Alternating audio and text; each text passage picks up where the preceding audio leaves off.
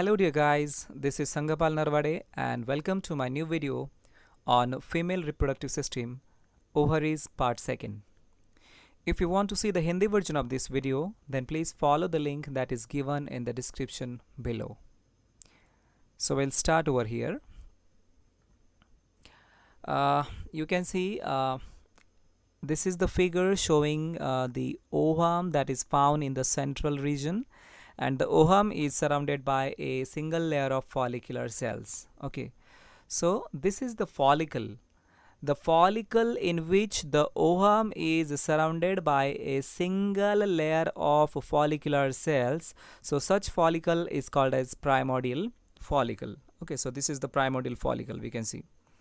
So as we have seen in the last videos, such 1 to 2 lakhs of primordial follicles they found at the time of puberty in the female. Okay, before that we already have seen the human female, okay, or the human female newborn ovary. It contains near about 2.5 to 5 lakhs of oogonia. Okay, and oogonia are the cell that will produce the ovum in the future.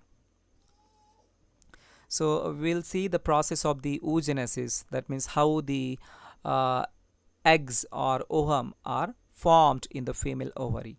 So this figure, it is showing how the oogenesis takes place. You can see this is the primordial cell. Okay, this is diploid in nature, that means 2n number of chromosomes are found. So the 2n number of chromosomes in our cells, these are 46, and the haploid number of chromosome are 23. So primordial cell, it contains 46 chromosomes. This primordial cell, it undergoes the mitosis, okay, and on mitosis it produces 2 cells, and each cell it divide again to form the oogonia. So these are the 4 cells that are shown over here. These are the oogonia. So you can see in this figure how these oogonia are formed from these primordial cells. Okay, so primordial cells, they undergoes the mitosis and they produces the oogonia. Okay, so likewise the primordial cells, these oogonia are also diploid in nature, that means they also contains the 2n number of chromosomes, and that is the 46. Okay, now just see which is the next stage in the formation of the ovum. So you can see that this oogonium, this is smaller in size. This oogonium start to grow. Okay, it is growing and it becomes larger. Okay, so it becomes larger as compared to this, and now this is called as the primary oocyte. So we can say that the oogonium, it grows and it becomes primary oocyte. This primary oocyte is also diploid in nature, that means it is also consisting of the 46 number of chromosomes in its nucleus. Okay, so this is the primary oocyte. Now what happens with this primary oocyte? Because up to this the mitosis is end. Okay, when the oogonium is formed or oogonia are formed, they are formed by the mitosis, but now the primary oocyte that is formed, it will undergoes the process of meiosis. Okay, we have seen there are 2 types of the cell divisions. First one is the mitosis. Okay, this is the mitosis, and second one is the meiosis. So primary oocyte, it undergoes the meiosis, and as we already have seen, meiosis is divided into the 2 stages, meiosis first and meiosis second. Okay, so meiosis first, it contains the certain phases such as prophase first, metaphase first, anaphase first, and telophase first, while the meiosis second, it also contains the prophase second, metaphase second, anaphase second, and telophase second, and at the end of telophase second, we know the meiosis is completed, or we can say that the meiosis is completed. Okay, so what is happening? Primary oocyte, it undergoes the meiosis first, and at the end of meiosis first, it produces the secondary oocyte and the first polar body. You can see the secondary oocyte is larger in size, while the first polar body, it is very smaller in size. Okay, so secondary oocyte is formed, and this secondary oocyte is haploid in nature. You can see it is haploid in nature, that means it contains n number of chromosomes. So the number of chromosomes that found in this secondary oocyte are 23. Okay, so now So this is the end of the meiosis first. That means we can say at the end of meiosis first, the secondary oocyte and first polar bodies are formed.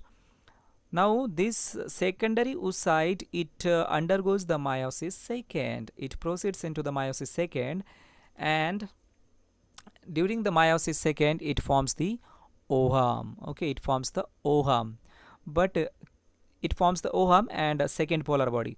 But keep in mind, okay, this is not the end of meiosis second. That means we cannot say that the ovum that is formed over here from the secondary oocyte, it is formed at the end of meiosis second. We can't say this sentence. Okay, so when the ovum is formed, it doesn't mean that it is the end product of the meiosis second, or the meiosis second is not completed over here actually, because this ovum, it is arrested in the metaphase second of the meiosis second. Okay, that means it do not proceeds to the anaphase second or the telophase second. Okay, keep in mind the ovum that is released by the ovary on the 14th day of the menstrual cycle, it is arrested in the metaphase second. That means it does not complete its meiosis second.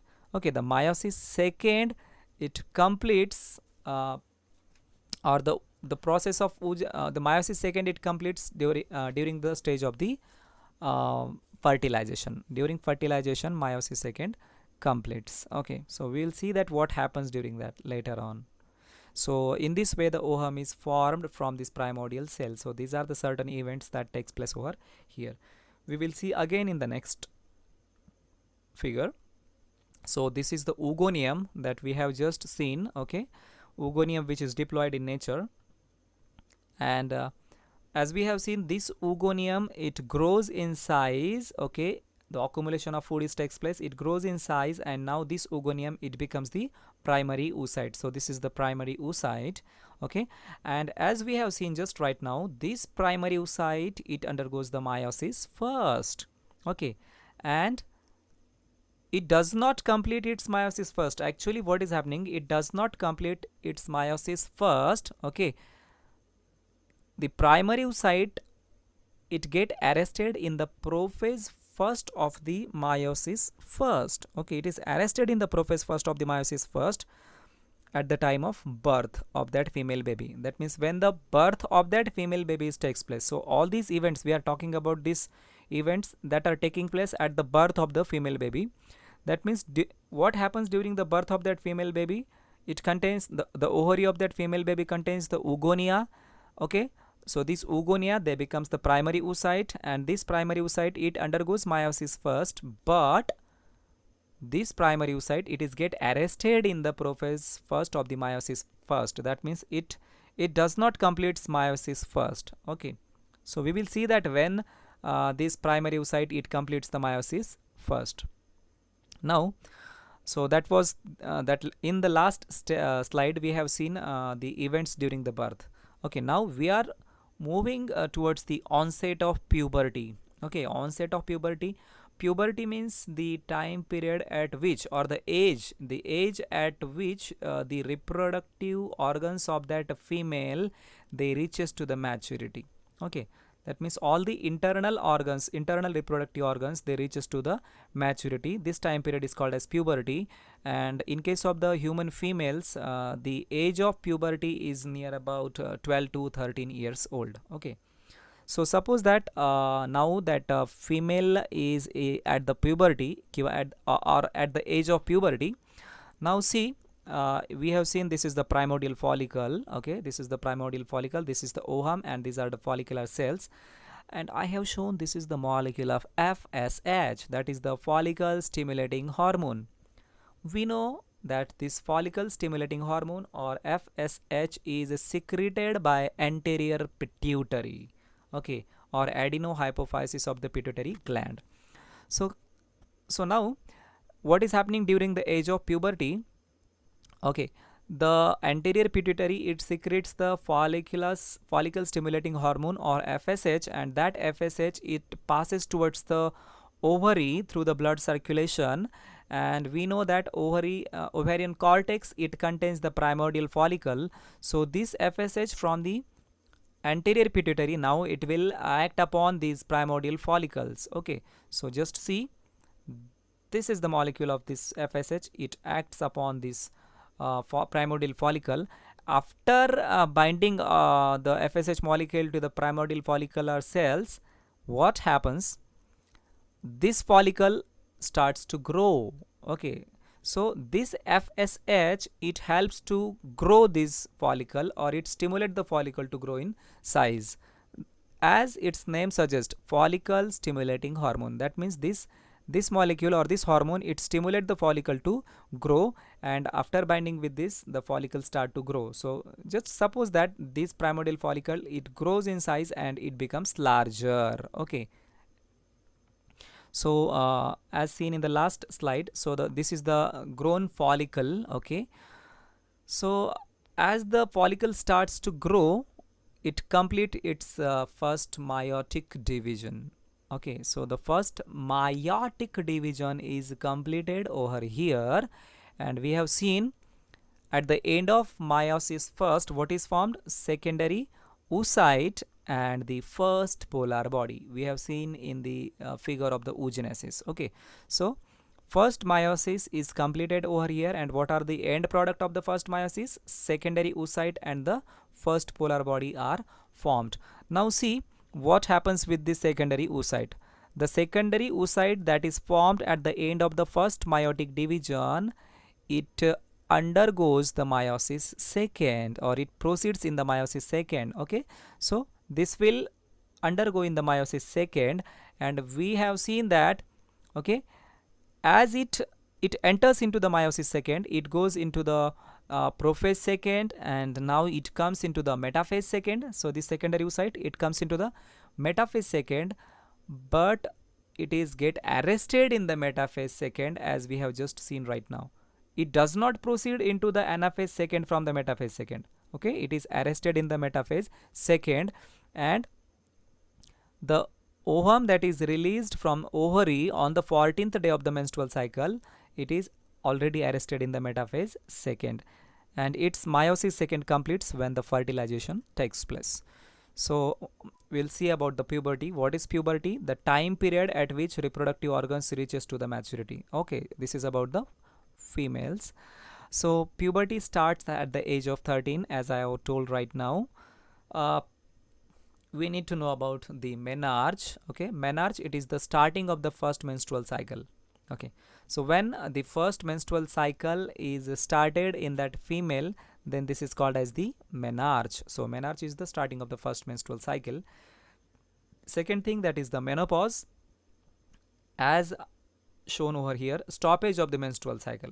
Okay, there is one time period when the menstrual cycle starts in that female, and one time comes where a menstrual cycle stops, because everything that starts, that stops also.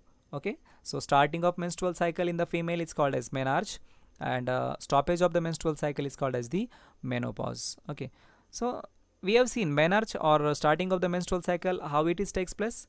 The follicles, they becomes responsible to the FSH. Okay, or they gives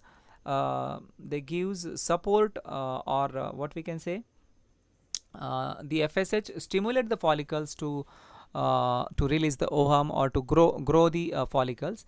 And one time comes when the ovary or the follicle becomes irresponsive to the FSH and LH. Okay, the follicles or the follicular cells, they do not give any response to the molecules of the follicle stimulating hormone, or the hormone FSH. So the oogenesis stops over there, and this is called as the menopause. So that is the stoppage of the menstrual cycle. Menstrual cycle stops over here.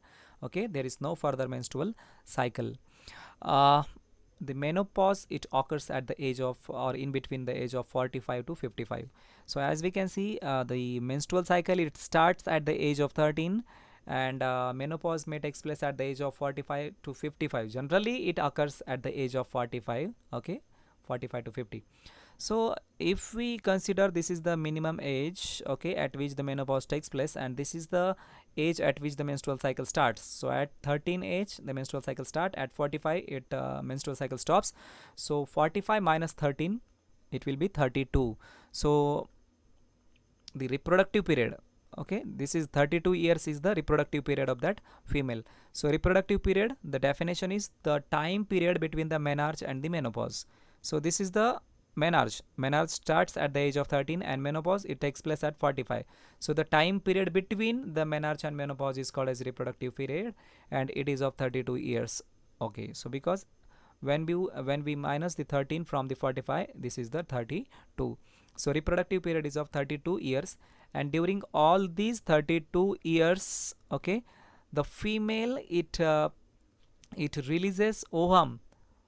It releases one ovum from its ovary per menstrual cycle.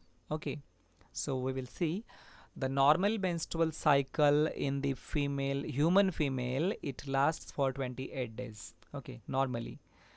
And during each menstrual cycle, if suppose that the menstrual cycle is of 28 days, then on the 14th day of the menstrual cycle, the egg is released from the ovary, and that process is called as ovulation. Okay, so on the 14th day one egg is released from the ovary. So during each or per each menstrual cycle, one ovum is released from the ovary. So in this way, if we calculate the number of eggs that are released from the ovary in 1 year, okay, so 13 eggs will be released from ovary during the 1 year, because 1 egg per 28 days. So if we calculate the time period of 1 year, then 13 eggs are released in a 1 year. So now, as we have seen, the reproductive period of that female normally is of 32 years old. So the reproductive period multiplied into the number of eggs that are released per year. Okay, so 32 multiplied by 13, that is equal to 416. So 416 eggs are released in the whole lifespan of a female. Okay, now I have drawn, this is a rough sketch of the ovary, human ovary. So this is the primordial follicle, this is the primary follicle, this is the secondary follicle, and this is the matured follicle or Graafian follicle. So all these are the ovarian follicles, and these ovarian follicles are found in the region of the ovarian cortex. Okay, they found in the region of the ovarian cortex. And we can see, so suppose that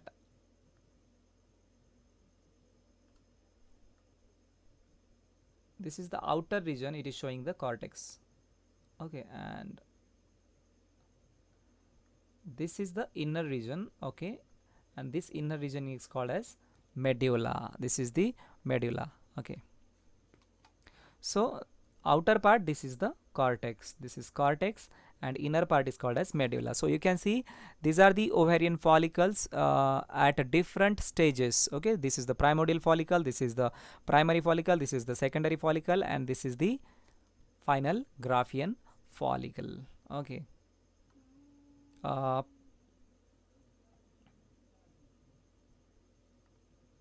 now what happens, as I told, at the time of puberty, what is happening, this is the molecule of FSH. Okay, this is the follicle stimulating hormone that is coming from the anterior pituitary, or that is released from the anterior pituitary.